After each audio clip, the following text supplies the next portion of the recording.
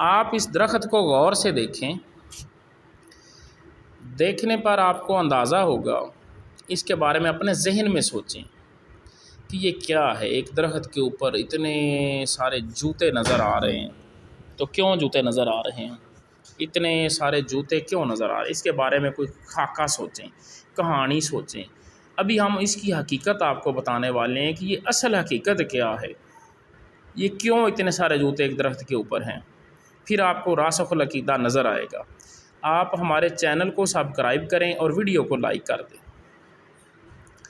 ہمارے معاشرے کی بہترین عکاسی: ایک شخص پیدل سفر پر تھا تو اس کا جوتا پھٹ گیا۔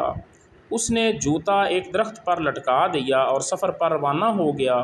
کافی سالوں بعد جب واپس آیا تو اس درخت کی حالت دیکھ کر دنگ رہ گیا۔ اس کے پاس کے لوگوں سے دریافت کرنے پر پتہ چلا کہ اس درخت پر جوتا لٹکانے سے آپ کی مشکلات آسان ہو جاتی ہیں۔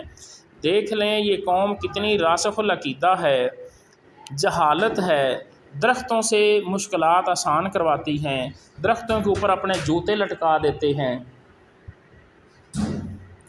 آپ خود بھی ایسے راسخ العقیدوں سے بچیں اور اپنے آنے والی نسلوں کو بھی بچائیں۔